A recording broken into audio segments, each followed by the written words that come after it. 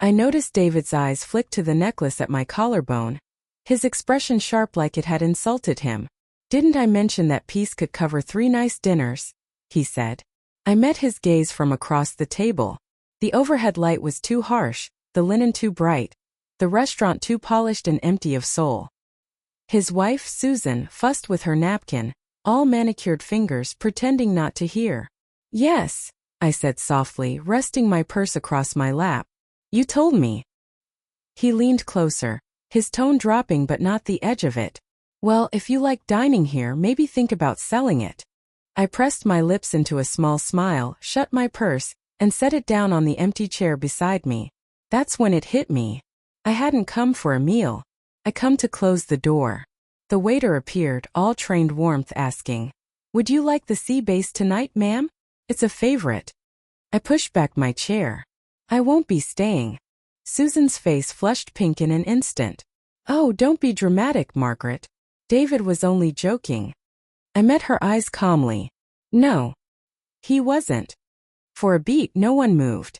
Around us, silverware chimed, glasses clinked, laughter rose and fell, detached from the quiet cruelty circling our table. I slipped into my coat. "Thank you for inviting me," I said gently. "Enjoy your evening." David scrambled up too quickly, his knee banging against the table. "Mother, sit down, you're making a scene." I looked him square in the eye. My son, 46 years old. A man who once sobbed over a dropped ice cream cone in the parking lot. A boy whose school papers I stayed up all night organizing after his father died. "I'm not making a scene," I said. "I'm just leaving." And I did. The cold air struck harder than I'd prepared for. My steps were careful, each one steady, as I willed the tremor in my hands not to show on my face. The valet asked if I needed a cab. I shook my head. I needed space, silence, breath. My heels clicked too thin against the cracked sidewalk. The pearls at my throat felt like ice. That necklace, my mother's gift on my wedding day. I hadn't touched it in years until now. A gift from one survivor to another. I reached the corner where the florist used to stand, now replaced by a frozen yogurt shop, and leaned on the bench under its awning. The air smelled of burnt sugar and cheap perfume. For a long while I just sat listening to the hum of life. Cars passing, bursts of laughter, a dog barking across the street. But David's words still rang in my head. "Sell your jewelry if you want to eat here." It wasn't just the sentence, it was the way he said it. Like I was an anchor he couldn't wait to cut loose. As if years of bandaging scraped knees, tending fevers at 2 a.m., co-signing loans, and endless forgiving had never mattered. I glanced at the little brown leather purse beside me. Inside were 3 things. An unused lipstick, a checkbook signed with my fading script, and a small envelope holding an opal ring. I had meant to give that ring to Susan as a peace offering, a gesture. I nearly laughed at the thought. Instead, I rose and took the long walk home.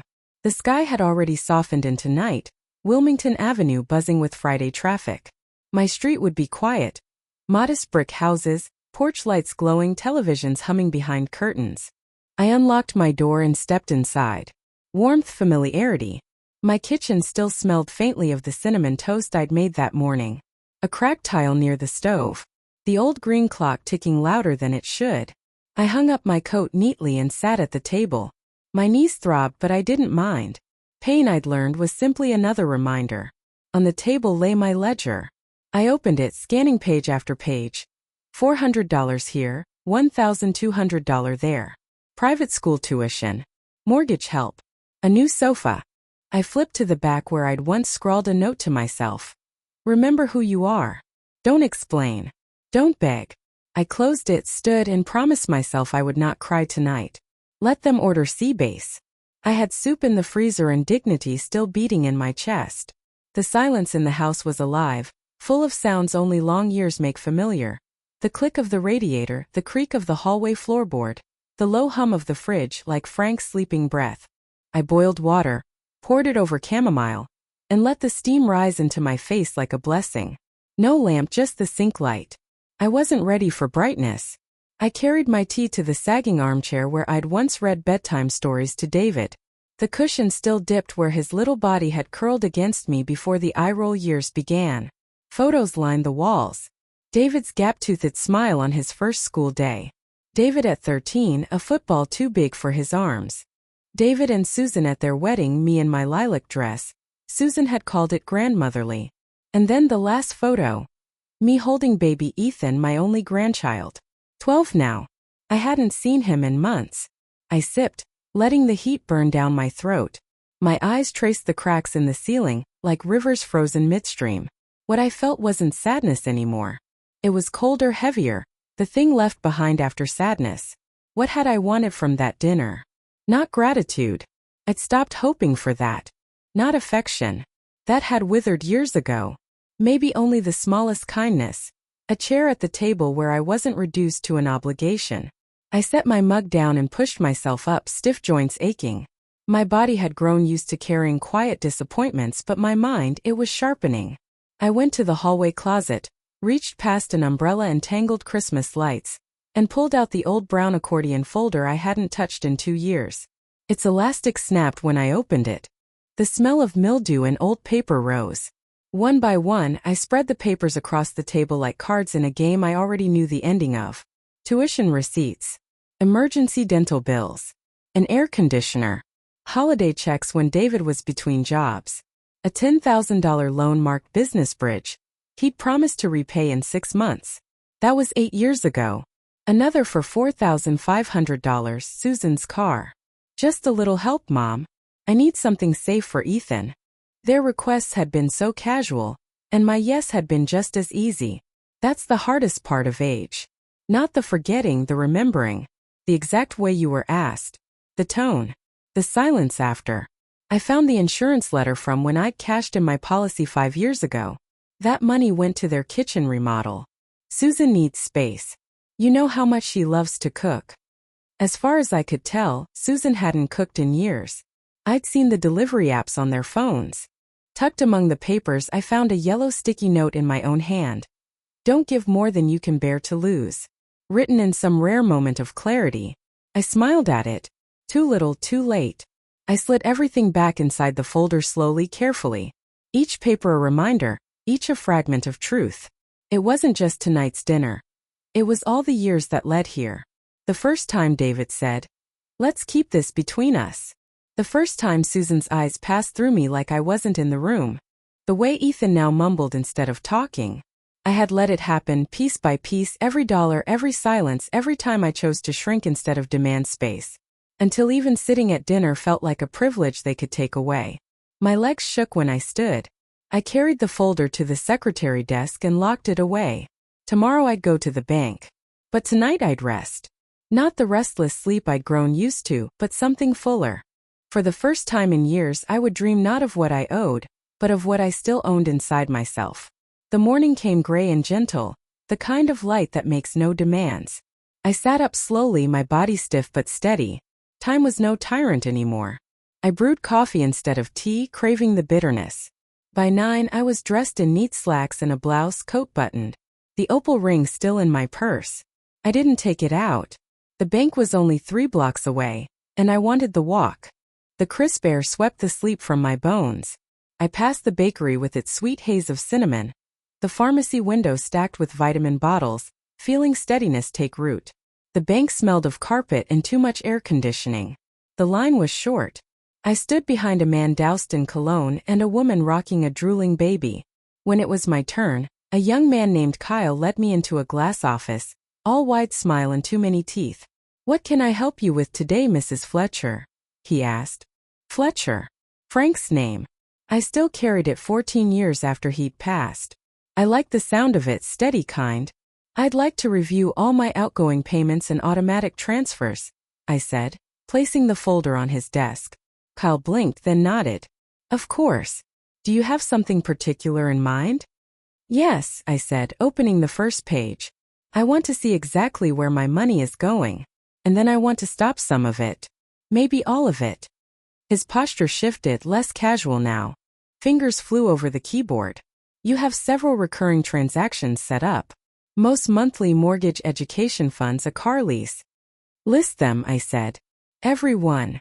He printed a sheet and slid it across the desk. 14 automatic payments, more than $6,300 each month. We both stared at it. Is something wrong, Mrs. Fletcher? He asked carefully. I folded my hands. They looked older today, but they were steady. No, I said. Nothing's wrong. I'm just done. Kyle tilted his head, polite confusion clouding his face. I'm not sure I follow.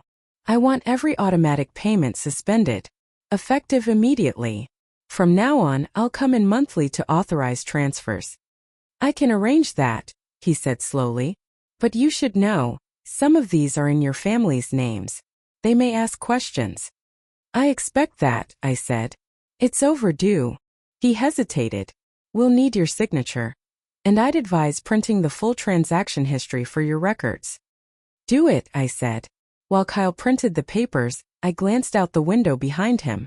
The street was calm, only a few leaves tumbling in the wind.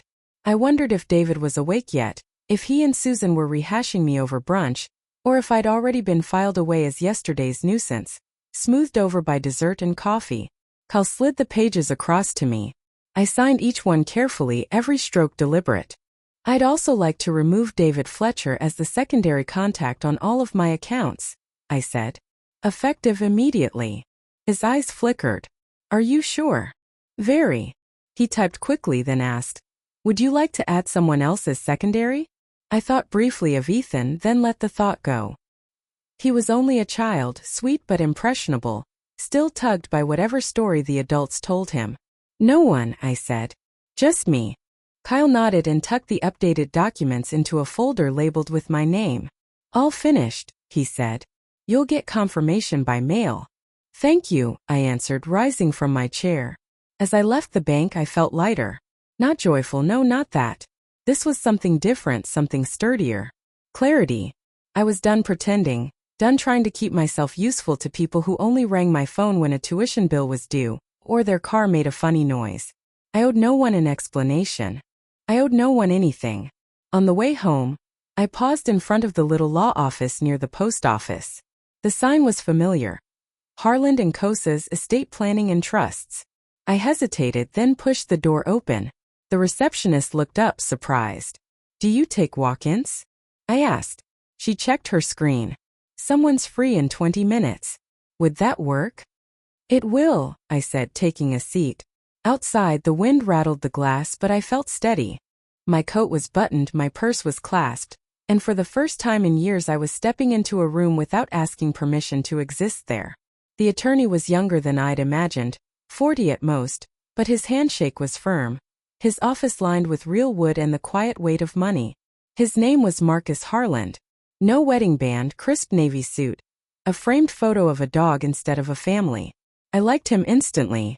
What can I help you with today, Mrs. Fletcher? He asked, fingers laced. The posture of someone who had guided this conversation 100 times but was willing to make space for mine to feel fresh. I want to change my will, I said. And I want to establish a trust. He didn't flinch. All right. Revision of an old document, or a full rewrite? Complete rewrite, I answered. Nothing from the old one stays.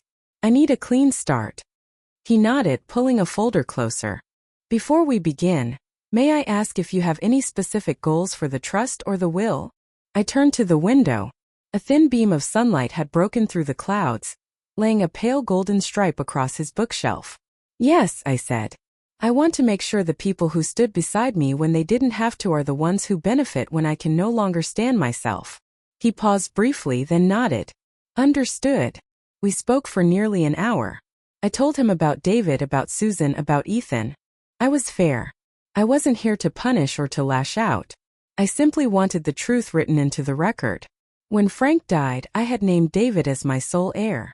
Back then it seemed right. I thought I was protecting my son. But sons grow into men and men make choices. David had made his. Marcus asked careful questions. Did I wish to disinherit them completely? Was there anyone I wanted included? I have a niece, I said, surprising myself. From my brother's side. Joanna. She visits me every month. She writes real letters with her own hand. She probably doesn't know how much that matters. Marcus nodded. We can assign her a percentage, or make her primary beneficiary. She gets the house, I said firmly. And the car. Everything else goes into a trust, for her, or for a cause I'll choose later. And your son? Marcus asked. His voice wasn't accusing, just clarifying. I considered it. A letter, I said finally. David gets a letter. Marcus raised a brow but didn't press. Once the framework was set, he laid out the forms. You'll need to sign today. I'll notarize them, and then we'll prepare the final documents. I signed. My hand trembled slightly on the first line, but steadied on the next. By the end, a new folder sat in front of me. Sleek, embossed, organized. It felt sturdier than any family photo I owned. Do you need help notifying your family of these changes? Marcus asked, walking me to the door. No, I said. Let life inform them. Its voice has always been louder than mine. The wind outside had gentled by then. I walked home the long way, past the bookstore, the diner, the park. Empty benches lined the path, trees slipping into their brittle autumn coats. At home I made lentil and carrot soup, simple and warm. I ate it slowly at the table, cloth napkin folded neatly at my side. No television. No phone. Afterward, I took the opal ring from my purse and held it beneath the kitchen light. Not grand but beautiful. Honest. Frank had given it to me for our 20th anniversary. I had once planned to hand it down to Susan, not because she'd earned it, but because I wanted proof I still belonged in their lives. That would have been my offering, my attempt to wedge myself in. Now I slipped the ring back into its envelope and set it in the top drawer of my desk. Not as a keepsake but as a reminder. That evening the phone rang. David's voice filled the machine. Mom, it's me. Just checking if everything's okay. Susan thought maybe you left dinner kind of suddenly. She's worried it was something she said, but I told her it couldn't be that. Anyway, call me. No apology. No acknowledgement beyond mild inconvenience. I picked up the phone, erased the message, then opened a fresh notepad. At the top I wrote what I want. It was a short list. It began with peace. It ended with freedom from expectation. I was 72 years old and I was just beginning. The next morning I rose before sunrise out of habit. Frank used to say real clarity came before breakfast. I hadn't believed him then. I did now. I brewed tea and sat by the window watching the sky pale behind the chimneys. It promised a quiet day. Exactly what I needed. There was still one final thing I hadn't faced. A box at the back of the closet. Not bills. Not statements. Not numbers at all. Just memory. I pulled it from beneath a quilt, the cardboard corners soft, the tape browned with age. Inside were fragments of a life untouched for decades. Frank's old watch still silent. A faded apron with a flower tucked in its pocket. Birthday cards with clumsy handwriting, to the best mom ever. From a boy who no longer called me that. At the bottom, wrapped in tissue, were the earrings. Tiny sapphires in silver. A gift from Frank's mother on our wedding day. I hadn't worn them in more than 20 years. I doubted I ever would again. But I wasn't here to weep. I was here to take stock. I carried the box to the kitchen and spread each piece across the table like evidence. These were the things I had never considered selling. Not when the roof leaked. Not when the washer broke. Not when David lost his job for the third time and needed just a little help. These were the things I held on to because they mattered. And now I had to decide, what would I do with them? I wasn't in a rush. I made toast, ate it slowly, then dialed the jeweler. McAndrews and Sons, a man's voice answered. Yes, I said. Hello. My name is Margaret Fletcher, I said into the phone. I've got a few family pieces I'd like appraised. Not to sell, just for clarity. Of course, Mrs. Fletcher, the man replied. We can set a private appointment. When would work for you? Today, I said. Late morning. He gave me a time, and I scribbled it onto the corner of yesterday's newspaper. Then I packed the earrings, the necklace, and the ring, each wrapped separately, as though they were heading toward different fates. I took the bus. The same route Frank and I had used for years when we couldn't manage a second car. Back then I carried bags of groceries and baskets of sweaters I'd knit myself. Now I sat with a soft jewelry case balanced on my lap, calm in a way that only comes once you realize you don't need anyone's permission anymore. The shop was hushed, velvet-lined displays, gentle lighting. The man behind the counter was younger than I expected, maybe David's age. He greeted me warmly, then ushered me into a small back room with a lamp and a scale. Let's see what you've brought, he said. I handed over each piece in turn. He studied them carefully the way someone does when they understand worth. He paused at the opal ring. Lovely setting, he said. The stone's clean. Likely handmade. Sentimental. I nodded. It was a gift. Long ago. He nodded too, as if that explained enough. When he finished, he handed me a printed sheet with values and descriptions. I didn't bother to read it. I already knew. I won't be selling, I told him. Of course, he said. But it's wise to know what you hold. Yes, I said quietly. That's exactly it. I slipped the paper into my purse.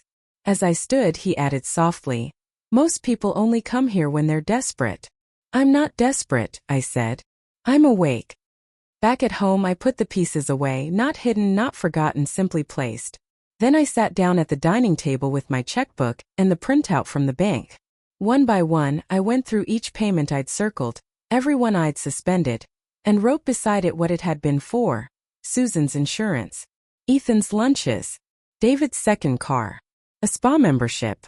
The weekend cabin rental. In a second column I added notes. Not bitterness, just truth. Repayment unlikely. I paused over the cabin. I remembered that call. Mom, this place is perfect for family bonding. You should come too. I'd paid the deposit, but when the trip rolled around I wasn't invited. No room, David had said, sheepish. Susan's sister is coming, and Ethan's bringing a friend. Next to that one I wrote. Not forgotten. Not forgiven. Not mourned. Just marked. The phone rang. Not the landline, the mobile. Joanna. Hi, Aunt Margaret. Her voice chirped, bright as a bell. Just checking in. How are you? I swallowed the lump in my throat before it could rise. I'm good, I said. Busy, actually. That's great. Listen, I'll be in town next weekend for a conference. Any chance I could drop by? Of course, I said, without a breath of hesitation. Bring your appetite. I'll cook something decent for once. She laughed. Deal. After we hung up, I sat in the silence a while, letting it fill me. No one had asked me how I was in weeks. Not really. Not since last fall when I went in for that scan and Susan texted, let us know if it's serious. It hadn't been. But even if it had, I knew they wouldn't have shown up. The doorbell rang unexpected. When I opened it, there was David. Windblown, face flushed, no coat. Mom, he said, stepping forward. We need to talk. I stepped back, but not to let him in, just enough for the air to slip between us. I think you're right, I said evenly. We do. And then I closed the door. Not slammed. Not locked. Just closed. The silence after the latch clicked was loud. I stood there, my hand still resting on the knob, breathing steady. Through the frosted glass I saw David's shape falter, then retreat. No knocking. No shouting. He left the way a man leaves when he isn't used to the door closing on him. When he's always counted on it staying open no matter what. I turned and walked slowly to the living room. On the mantel sat a photo I hadn't studied in years. Frank and me, arms linked in front of our first car. A battered blue station wagon with peeling paint and no air conditioning. I wore a yellow dress I'd sewn myself. Frank had one arm around me and the other pointing at the hood like it was a prize we'd won. We were both smiling, not for the camera but for each other. That was 1969. The summer before David was born. The beginning. I sank onto the couch and let the memories come. Uninvited. For years I'd pushed them aside. Too busy, too tired, too needed. But now I let them in. Frank had died quietly the way he lived. 1 minute sipping coffee, the next slumped in his chair. I knew it was over the second the mug hit the floor. Gone before the ambulance arrived. David was 28 then. He flew in, stayed 2 nights, made promises. I'll check in on you every week, Mom. That lasted a month. I hadn't blamed him. People grieve in strange ways. And me, I was strong. Or so everyone said. I handled the funeral. Sold Frank's tools. Kept the hardware store going a full year before closing it. Then I started again, though no one remembers that part. I opened a little alteration shop on Main Street, just me, 2 sewing machines, and a loan I wasn't supposed to get at my age. But I did. And I paid every cent back. When David got laid off, I sent money. When Susan went back to school, I offered help. When Ethan was born, I showed up with casseroles and blankets. I said yes so many times I forgot what no even sounded like. Maybe that was my mistake. Saying yes when I should have asked why. Giving when I should have waited. But waiting was never in me. Survival meant moving forward. Always forward. I looked down at my hands, thin now, veined, freckled. Hands that had built a life from scraps. Hemmed dresses. Scrubbed floors. Signed checks. Carried too much. Maybe more than they should have. I stood and went to the bedroom. On Frank's dresser, still as though he'd been gone for years, was a wooden cigar box. Inside, the house deed, old tax returns, and a letter Frank had written but never mailed. On the envelope in his hand for when you need it most. I opened it carefully. The paper was yellowed, his handwriting cramped and tilted. Margaret, if you're reading this, I'm probably gone. I don't know how or when, but I know this: you'll keep going. You always do. But don't let that become your burden. You deserve rest. You deserve to be heard. You deserve to say no. You gave your life to us. If I didn't say it enough while I was alive, I'll say it now: thank you. And don't let them erase you. You're not invisible. You never were. Frank. I folded the letter and placed it back in the box. Then I sat on the edge of the bed, hands in my lap. That was what I'd been waiting for. Not David to change, not Susan to soften, not even Ethan to remember the way I used to hold his hand in the dark. No. I'd been waiting for permission to stop. And now I had it. Not from them. From Frank. From myself. I went to the closet and pulled out the goods suitcase. Packed it slowly, carefully. A few changes of clothes. A pair of soft shoes. The photo from the mantel. I didn't yet know where I was going, only that it would be on my own terms. The house wasn't home anymore. It was a museum to someone I no longer wanted to be. The phone rang twice that afternoon. I didn't answer. Instead, I spent the evening writing letters. Not long ones, just enough. To Ethan. I hope someday you understand the price of silence. I loved you when you were small, and I love you still. But love alone isn't enough to stay where you're not wanted. To Susan. You don't owe me kindness. But you do owe honesty. I hope you give it to someone one day, even if it isn't me. To David. I wrote nothing. Not yet. Not because there wasn't anything to say, but because for once he would have to sit with silence. The same silence I'd endured after every thanks. Mom, without a thought for how I was, what I needed, what I feared. Let him wonder. I sealed the letters, set them on the counter. In the morning I would make plans. Tonight I would rest, not from exhaustion but from resolve. The next morning I didn't make tea. Instead I opened every window. Autumn air rushed in like a guest long kept outside. It swept through the rooms, rattled the curtains, lifted the corners of papers. The house shivered. So did I. Change always begins with a chill. I wrapped a shawl around my shoulders and stood still in the center of the room. The suitcase sat by the door, patient. The letters waited on the counter, untouched. I wasn't in a rush. Not yet. At 9:40 the phone rang. I knew who it was before I picked up. David. I let it ring once. Twice. On the third I answered. Hello, I said, voice even. Mom, his voice rushed tight. That tone he always had when things weren't going his way. You didn't answer yesterday. I know. Silence. Then. Can we talk? We are. No, I mean in person. Can I come over? I'd rather talk now, I said. While the air is still clear. Silence again. Then. Okay. I sat down. He didn't. I could picture him pacing, maybe in his office, maybe in his car. David always struggled when he wasn't the one in control. What's going on? He asked finally. Susan said you left dinner because of something I said. But Mom, I was joking. You weren't, I said plainly. Well, I didn't mean anything by it. But you did. He let out a hard breath through his nose. Okay, fine. Maybe I was frustrated. You always drag the past into everything, the sacrifices, the look. I just wanted one nice night. And I wanted respect, I replied. In the end, we both left hungry. He said nothing. I let the silence stretch until he squirmed. Then I added, David, I've canceled the automatic payments.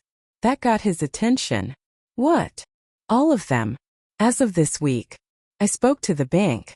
I spoke to my lawyer. His words tumbled out fast, panicked. Wait, what? You can't just, Mom, that covers Ethan's tuition, Susan's insurance, the second mortgage. That's thousands of dollars. I know, I said evenly. I wrote the checks. You didn't even warn me. I wasn't required to.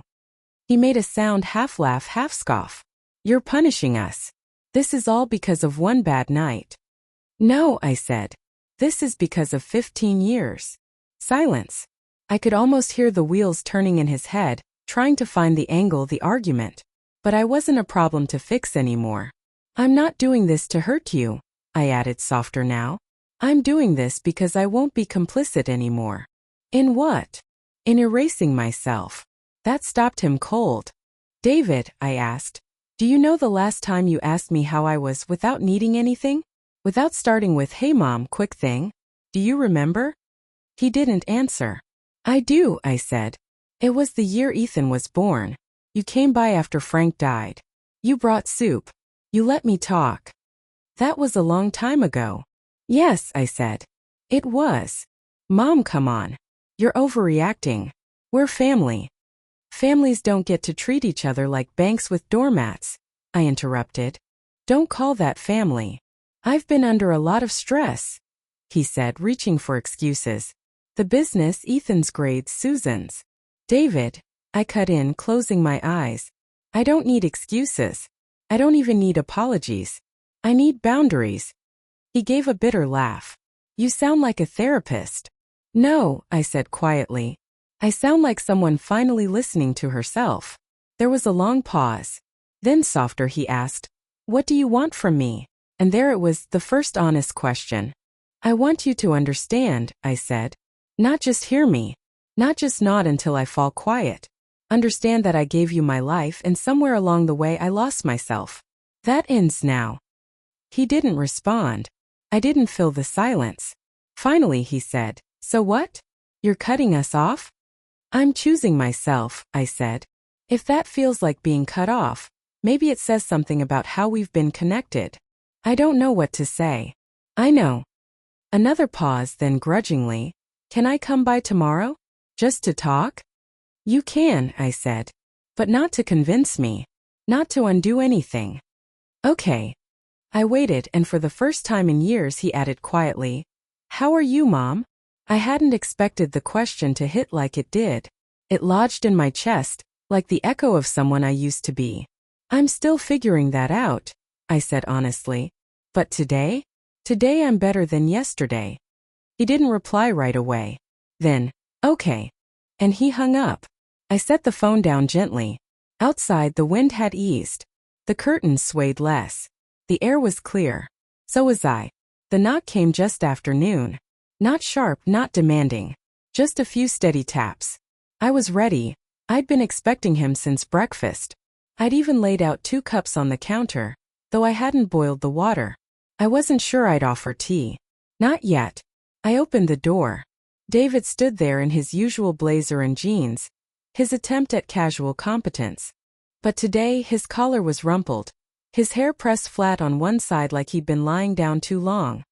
He looked worn, not from work but from something heavier. Hi, he said. I stepped aside. Come in. He carried nothing. No briefcase. No peace offering. Not even Ethan, whose presence might have softened the edges.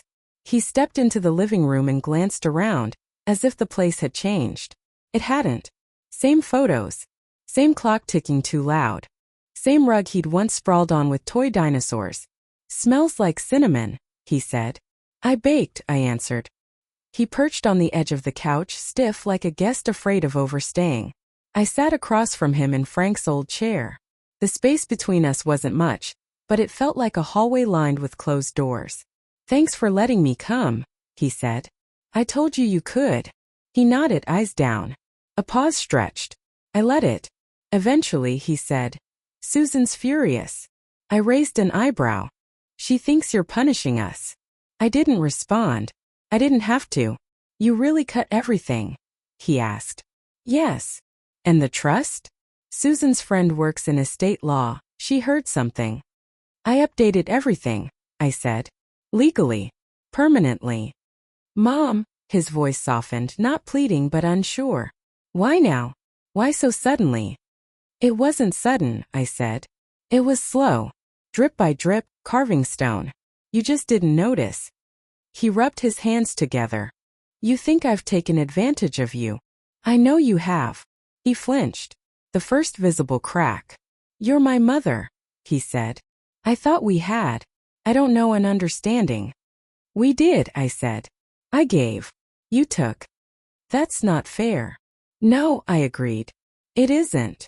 He sagged back, exhaling. You don't understand the pressure we're under. Susan's job is unstable. Ethan's struggling, the mortgage. You've been saying that for 10 years. I cut in. And yet there's always money for new phones, weekend trips, wine clubs, ski weekends. That's Susan. No, I said sharply. That's you too. You chose with her. You stood beside her while she looked through me like I was the help overstaying a shift. He didn't argue. After a long pause, he said, You're right. About a lot of it. I guess I didn't think you'd ever say no. I know, I said quietly. His eyes met mine. Yeah. I leaned forward, hands folded.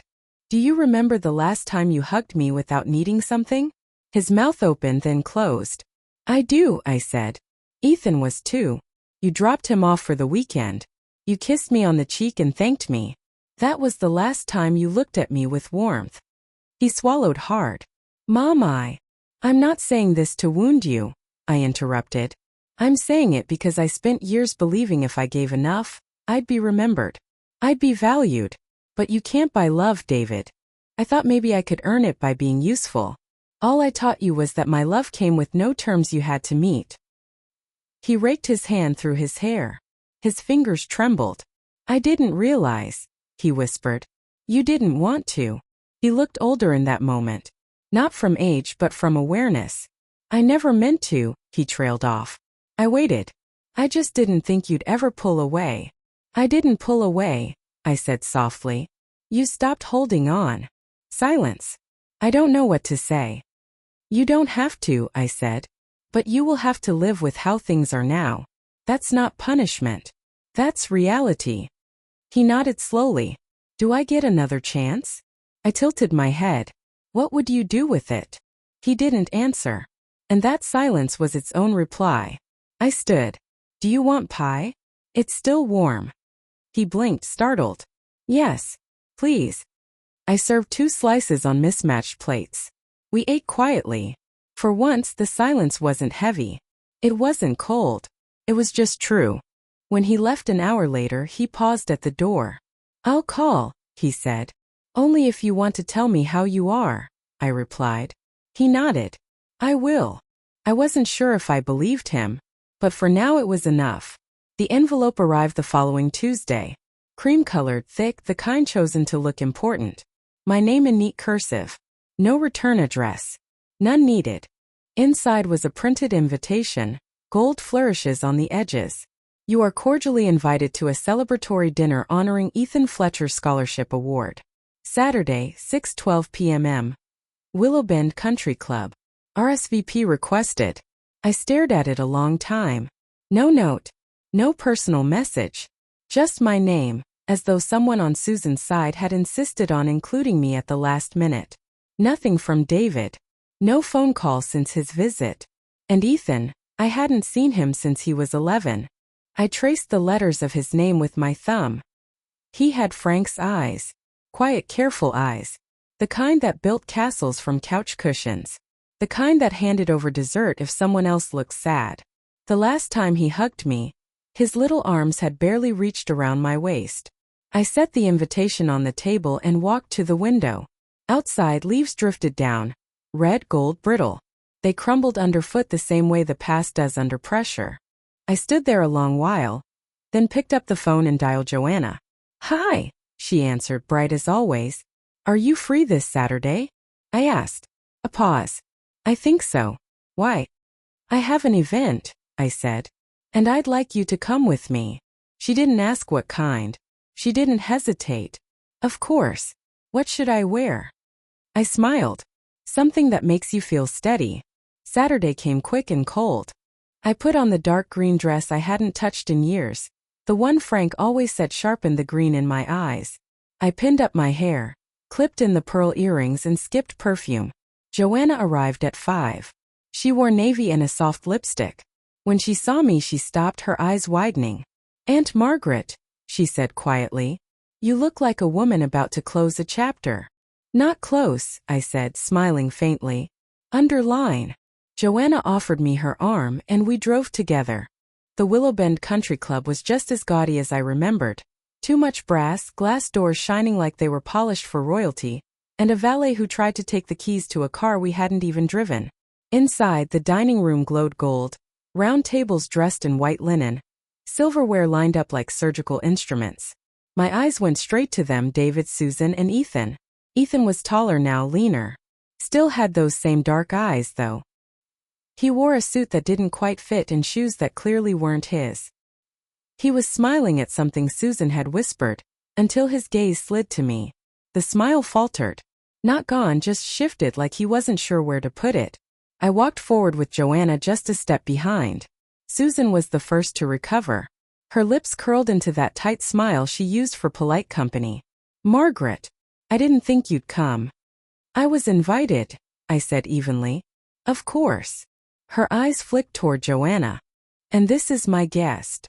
Ethan stepped forward, hesitant. "Grandma." The word struck like a blow. I hadn't heard it in 5 years. "Ethan," I said, holding out my hand. He took it, his grip uncertain but warm. "I'm glad you came." And for a moment I believed him. We were led to our seats, tucked in the back, away from the spotlight. That was fine. Joanna leaned close and whispered, "Want to leave?" "No," I said. "I want to see." The speeches began with the main course barely cleared. Susan spoke first, her words laced with pride and polish. Then David stood stiff, thanking everyone for supporting Ethan's future. He glanced my way once but didn't speak my name. Then Ethan rose. He was nervous but steady. He thanked his teachers, his parents, his counselor. Then he looked straight at me. "And to the one who taught me how to hold a pencil properly," he said. "And how to finish what I started, even when it was hard, my grandmother, Margaret Fletcher." The room stilled. A brief, unmistakable silence. I didn't smile. I didn't nod. I just held his gaze because for the first time in years someone truly saw me. After the applause, Ethan didn't sit with his parents. He came to our table. "Can I stay here for a while?" he asked. "Of course," I said. He looked down, then back at me. "I'm sorry I haven't called." I touched his hand lightly. "You just did." We ate dessert together. Across the room, David and Susan watched, her mouth tight with unspoken questions. Let them wonder. I was done explaining. Ethan had found his way back, that was enough. He lingered, finishing his cake slow, as if reluctant to return to their table. Joanna chatted with him about school, gentle, careful, with that instinct she had for other people's grief. And I felt David's eyes on us. Not angry, not even jealous. Just uncertain. Neither he nor Susan approached. Let them sit in the shape of their absence. When the evening wound down, the room thinned with handshakes and hugs. Ethan stayed by me. Outside, under the lanterns, he hugged me again. Not stiff. Not for show. "I mean it," he said. "Thank you for coming." "I didn't come for them," I told him. "I know." He glanced toward the lot where David stood by the car, arms folded, waiting. "I don't know how to be different from them," he admitted. "You don't have to be different," I said. "You just have to decide who you're going to be. Every time you're given a choice." He nodded. Then, "Can I call you tomorrow?" "Yes," I said. "You can." Joanna and I watched him walk away, shoulders hunched, hands shoved in his pockets. A boy again for just a moment. In the car, we drove in silence until we were nearly home. Joanna turned to me. "That was brave." "It wasn't," I said. "It was overdue." She didn't argue. When we got back, I went straight to the kitchen. The letters were still in the drawer. The ones I'd written after David came over. I read them again. The one for Ethan I kept. The one for Susan I tore in half. Not from anger, just clarity. That bridge was ash. And the one for David, I still hadn't written. Until now. I sat at the table and began. David, you've always asked for explanations for maps through all this. I don't have one. What I have is this: I gave and gave and gave. And not once did you ask what it cost me. You didn't see me, you saw what I could do for you. And when I finally asked for space, for dignity, for a simple thank you, you called it cruelty. But here's the truth. Saying no to you is the kindest thing I've done for myself in years. It's not too late. But the way back doesn't run through my wallet. It runs through your heart. If you ever find it, you know where I am. I didn't sign it, Mom. That role had been retired long ago. I folded the letter, sealed it in a plain envelope, and mailed it Sunday morning. No tracking. No fuss. Just a truth sent into the world. Then I went to church. Not for the sermon, not even for the hymns. Just to sit among people who still believed in second chances, who still baked casseroles, who still asked, "How are you?" And meant it. Mrs. Heller was there. Old Mr. Dunn. 2 pews down, young Mrs. Harris, whose husband had died in June. We nodded to each other the way widows do. Not pity, not intrusion. Just recognition. Afterward, they invited me to coffee in the church basement. I stayed an hour. They asked about Frank, about the little shop I'd once run. No one asked about David. It was the kindness I hadn't known I needed. When I came home, the house didn't feel empty. It felt mine. The suitcase I'd packed stayed by the door, but I unpacked it. Not because I was staying, because I no longer needed to leave to feel free. The next few days passed quietly. No phone calls. No knocks. Just the maple leaves rustling, the porch creaking under the mailman, the rhythm of my own routines. Coffee at 7, a walk to the market at 10, a book before bed. I expected backlash. A ripple. But nothing came. Like once the well had run dry, they'd gone searching elsewhere. Then Friday afternoon a letter arrived. The handwriting was shaky but familiar. "Grandma, I don't know what to say. Mom and Dad aren't talking about what happened, but I know you were there for me last weekend, and I know you didn't have to be. I'm sorry for not being around, for forgetting you were more than just the grandma who bakes. I remember things now, when you showed me how to draw trees, when you told me love can be quiet but still true. I'm not sure where I stand with them, but I know I want to know you. If you'll let me. Ethan." I folded the letter with steady hands and set it on the table. I didn't cry.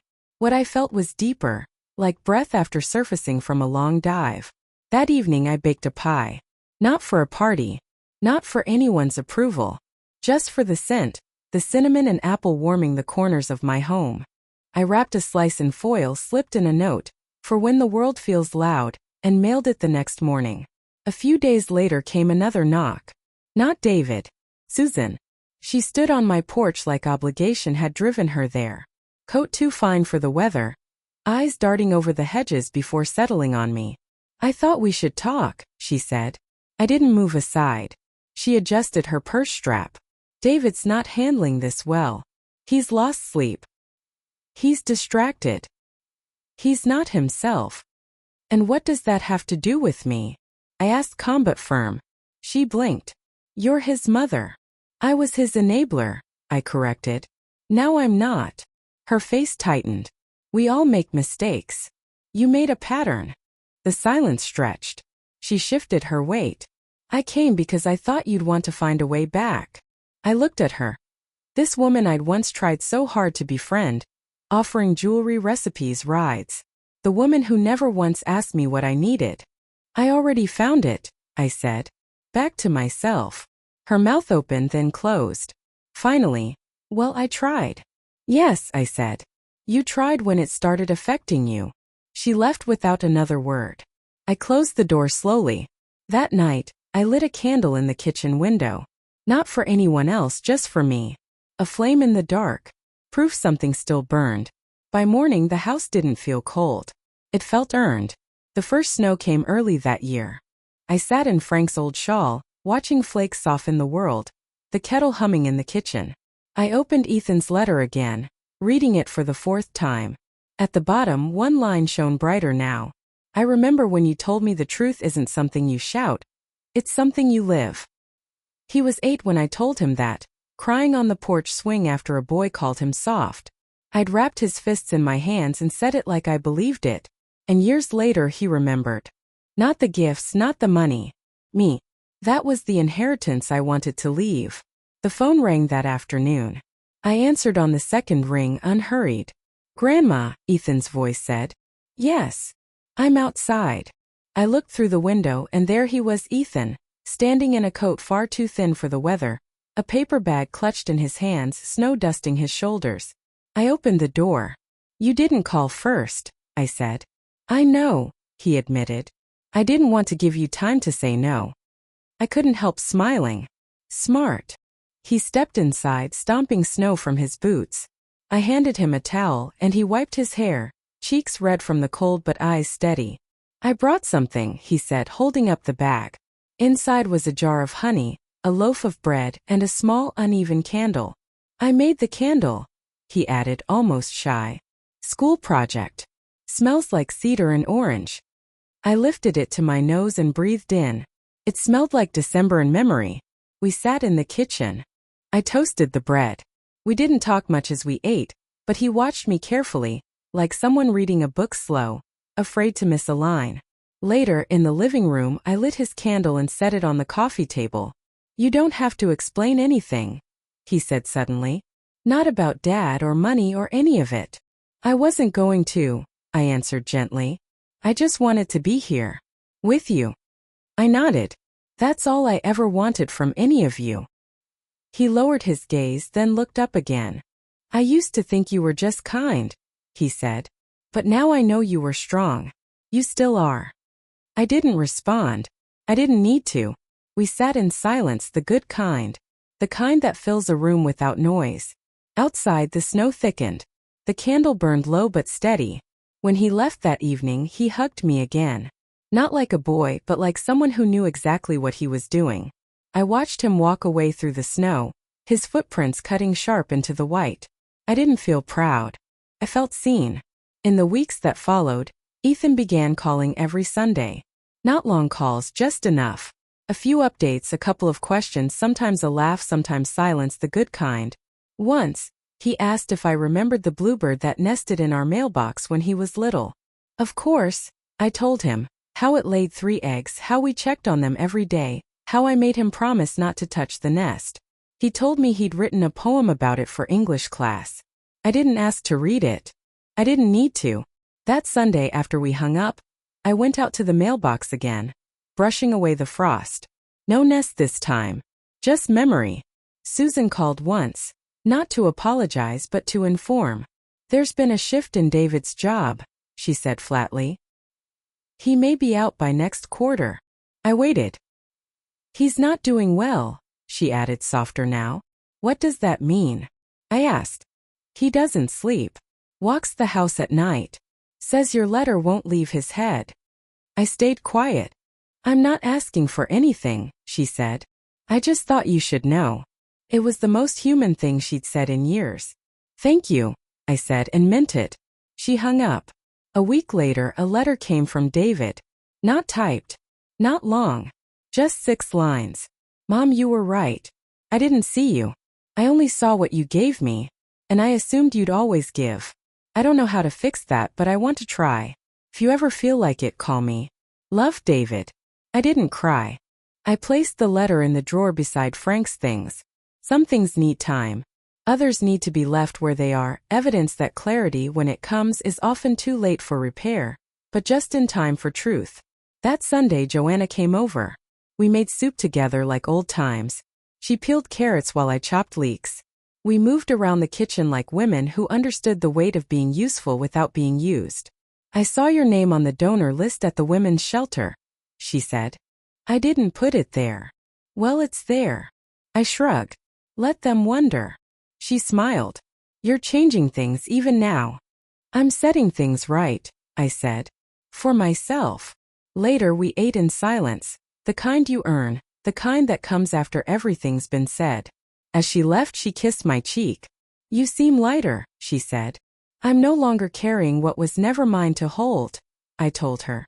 When she was gone, I turned off the lights and stood in the middle of the house. No voices. No demands. Just my breath. Just the quiet. And it felt like home. The new year came quietly. No party. No champagne. Just me in my armchair, a cup of tea in hand, watching the second hand push the night into morning. When the hour changed, I didn't say a word. I just exhaled. And it was enough. On the first Monday of January, I walked to the bank. Not because something was wrong, but because I wanted to see it, my balance, my name, the unbroken line of my own decisions. Terrence greeted me like an old friend. "We still have your estate papers on file if you'd like to review." "I'm not changing anything," I said. "I just wanted to remind myself it was real." He understood. Good people don't always come shaped like family. Afterward, I stopped by the post office. I'd ordered a small brass nameplate for the front gate. Not a family name. Not a welcome sign. Just, Margaret Fletcher, resident. That afternoon, I screwed it in myself, hands steady despite the cold. When I finished, I stood back and read it aloud. Not for the neighbors. For me. The next day, a card came in the mail. No return address. Inside was a photo of Ethan in front of the campus library, bundled in a wool coat, holding a sign. First in the family, but not the last. A sticky note was tucked inside. "Your voice is in every step I take." I pinned it to the corkboard in the kitchen, right between old recipes and grocery lists. That weekend, I baked bread for the church drive. Not because I had to. Because I wanted to. Giving, I realized, still lived in me, but now it had borders. People noticed. Mrs. Heller asked if I'd consider leading the community book group again. I told her I'd think about it. Mr. Dunn dropped off a box of firewood without a word. Just set it by the porch. Even Susan sent a card. Not a full apology, just one line in careful script. We all could have done better. I see that now. I didn't reply. Some things are better left acknowledged but unanswered. One evening near dusk, I sat on the porch with a quilt across my knees and a cup of coffee cooling in my hand. Children played down the street, bundled in puffy coats, shouting nonsense only they understood. And I thought not about what had been taken but about what I had reclaimed. Not revenge. Not reconciliation. Just space. The right to choose. The right to rest. The right to stop being useful and still be seen. Frank would have liked this version of me, not just for her strength but for her peace. When the porch light flicked on, I didn't move. I stayed a while longer, letting the quiet settle over me like another shawl. There would always be echoes, dinners unspoken, birthdays forgotten, favors repaid with silence. But they didn't sting anymore. They just existed like old furniture in the corner. Useful once but no longer needed. I was no longer waiting to be invited in. I had built my own house inside myself. And it would stand. They say women my age fade into invisibility. I used to believe that. Then I stopped showing up the way they expected me to. And suddenly everyone started looking. The pharmacist asked if I needed help reaching something. The young woman at the bakery called me ma'am and offered a discount. Even the man from the utility company, who never once looked me in the eye while I paid David's overdue bills, paused and asked if I was doing okay these days. I said yes. And I meant it. This wasn't the life I pictured in my 70s. I'd imagined loud holidays, messy tables, grandkids asleep on couches, someone calling from the kitchen. "Mom, where's the cinnamon?" Instead, I had quiet. A small house with worn floors. A single voice, mine, moving freely through it. And it was enough. Some mornings I walk the neighborhood and everything looks the same. The grandsons still keep their lawn too perfect. The Martinez kids still ride their bikes too fast. The old tree by the bus stop still leans stubbornly to the left. But I've changed. I don't shrink in conversations. I don't explain my choices like confessions. I don't ask myself if I was too cold, too harsh, too late. I was right on time. A few days ago, I got a voicemail from David. His voice was softer, slower. "Hi, Mom. I don't know if you'll hear this, but I reread your letter twice. I think I'm beginning to understand. You don't have to call back. I just wanted you to know. I'm listening now. I didn't delete it. I didn't call back." Some doors stay closed, not from anger but from knowing. Some love is safer at a distance. Ethan visits once a month now. He doesn't stay long. We drink tea, talk about books, sometimes sit quietly and eat what I've baked. He brings news of school, of plans. He asks about me, not just the past but who I am now. Once he asked if I ever regretted anything. No, I told him. Regret is believing you had the power to choose differently when you didn't even know a choice was there. But I know better now.